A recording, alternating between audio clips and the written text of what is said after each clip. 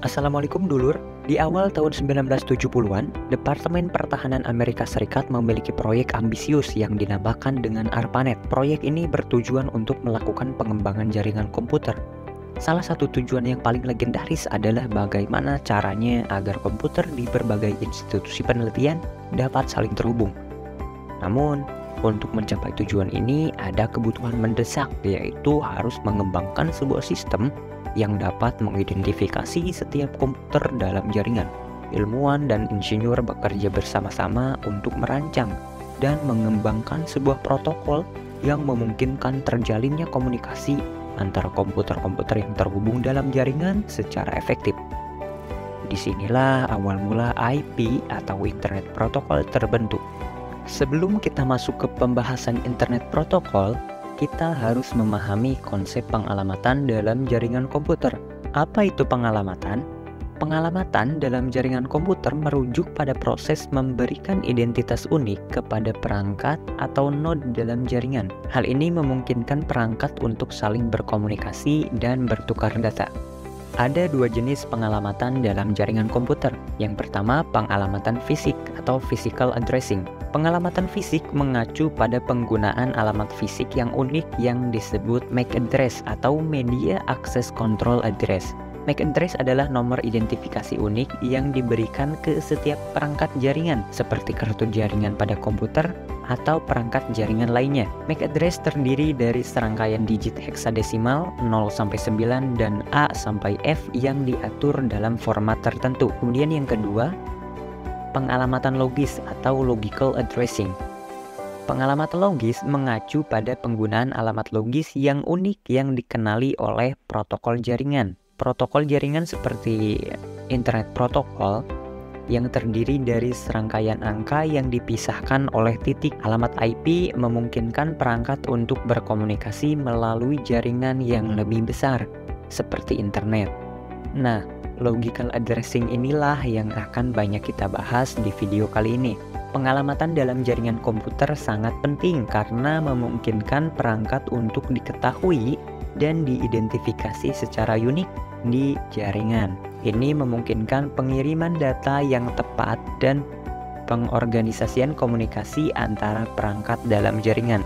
Setelah kita memahami konsep tentang pengalamatan, maka sekarang kita akan membahas lebih lanjut tentang apa itu IP. Dalam konteks internet protokol adalah sebuah deretan angka yang dimiliki setiap perangkat yang terhubung ke jaringan seperti komputer, ponsel, server, website, atau lainnya, dan berperan sebagai identitas unik perangkat tersebut. Dapat digambarkan dengan kata lain, alamat IP ini seperti alamat rumah bagi perangkat kita di dunia online. Lalu apa fungsinya alamat ini di dunia online? Dengan adanya alamat IP, maka memungkinkan perangkat kita untuk berkomunikasi dengan perangkat lain di jaringan internet. Misalnya, ketika kita ingin mengakses sebuah situs web, alamat IP kita akan dikirim ke server yang menjalankan situs web tersebut untuk memungkinkan pertukaran data antara perangkat kita dan server. Alamat IP juga akan digunakan untuk mengidentifikasi lokasi geografis perangkat kita, sehingga ini memungkinkan layanan berbasis lokasi seperti peta online atau aplikasi cuaca untuk memberikan informasi yang relevan dengan lokasi kita. Lalu mungkin pertanyaan selanjutnya yang muncul, bagaimana alamat IP diberikan kepada perangkat kita? Nah, saat kita terhubung ke jaringan, baik itu melalui penyedia layanan internet atau jaringan lokal seperti Wi-Fi, perangkat kita akan diberikan alamat IP secara dinamis atau statis. Alamat IP dinamis berarti alamat tersebut dapat berubah setiap kali kita akan terhubung ke jaringan. Sementara alamat IP statis akan tetap sama setiap kali kita terhubung ke dalam jaringan. IP dinamis dan statis ini memiliki keuntungan serta kelemahannya sendiri-sendiri, seperti IP dinamis yang lebih efisien bagi penyedia layanan internet dan lebih fleksibel kepada pengguna. Sedangkan IP statis memiliki keterhubungan yang jauh lebih konsisten, sehingga biasanya digunakan untuk perangkat yang memerlukan keterhubungan konstan, seperti server web atau perangkat jaringan yang perlu diakses dari luar jaringan. Sebelum kita lanjut untuk membahas tentang jenis-jenis IP, pertama-tama kita akan membahas tentang kelas dan range IP. Kelas IP adalah cara untuk mengelompokkan dan mengidentifikasi jenis alamat IP.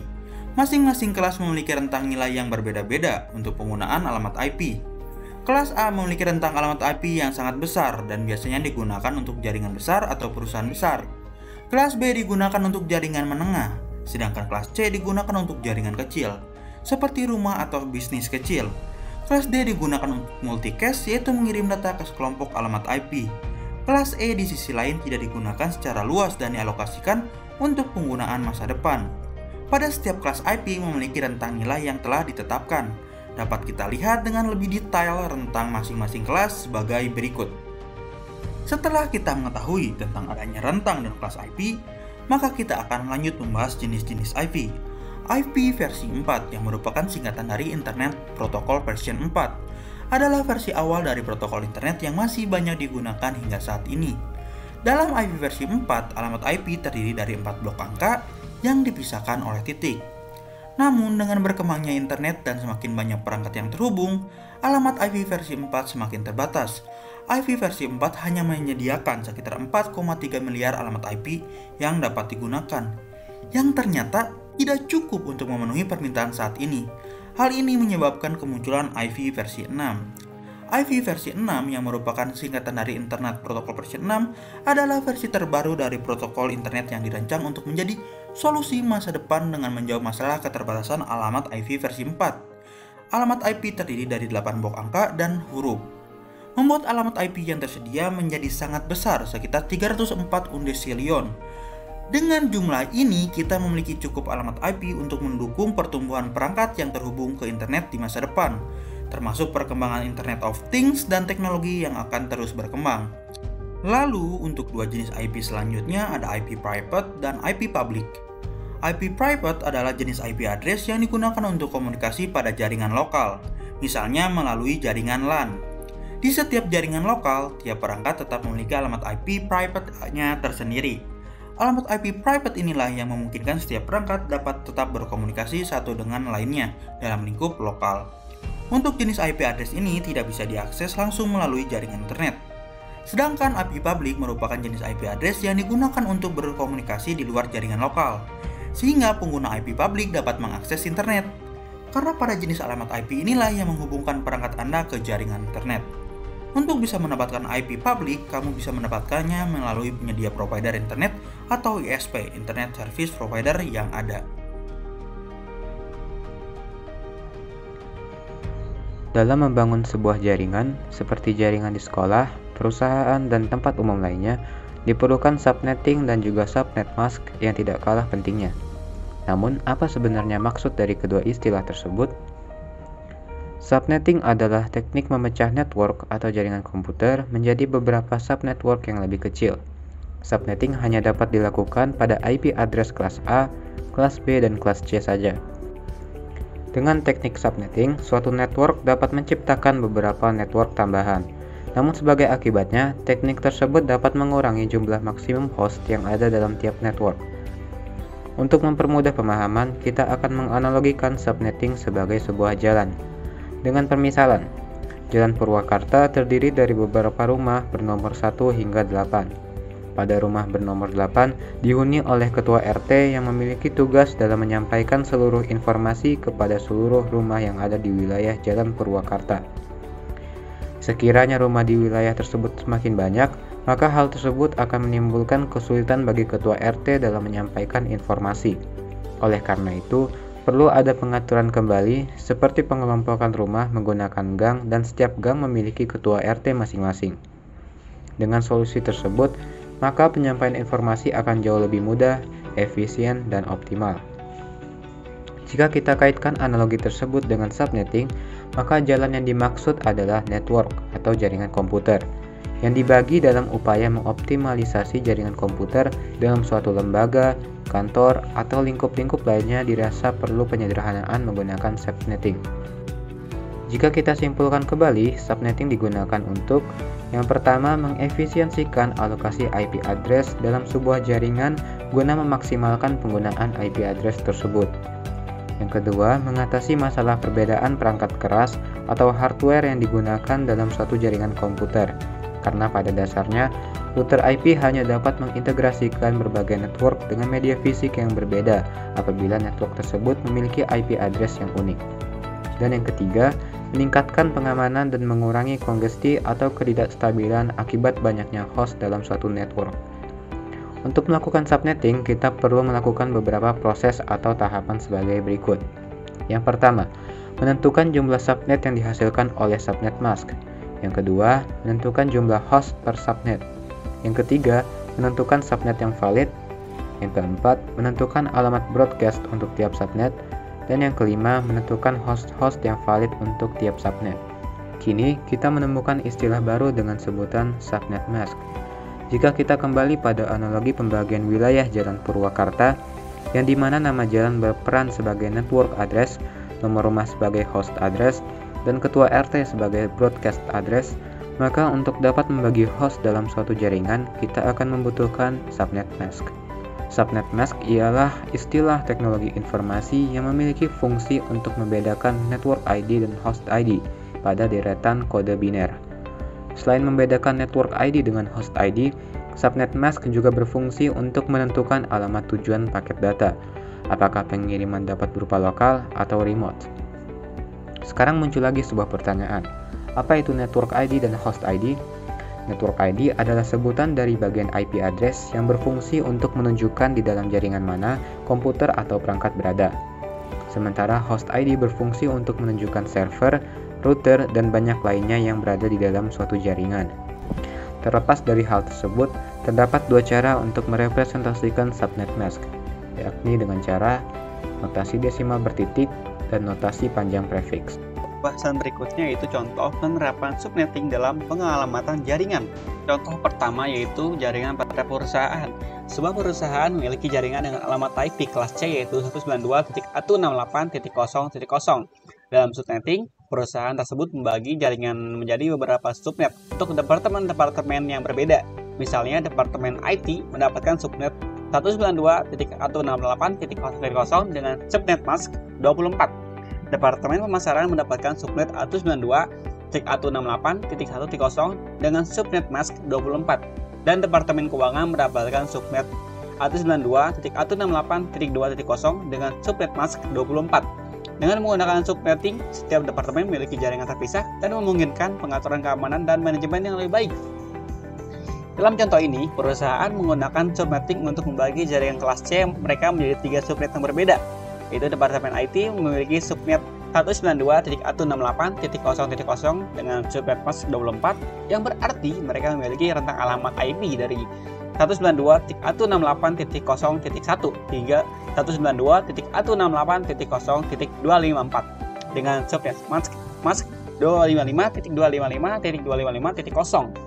Departemen pemasaran memiliki subnet 192.168.1.0 dengan subnet mask 24 dengan rentang alamat IP dari 192.168.1.1 dengan hingga 192.168.1.254. Departemen keuangan memiliki subnet 192.168.2.0 dengan subnet mask 24 dengan rentang alamat IP dari 192.168.2.1 hingga 192.168.2.254.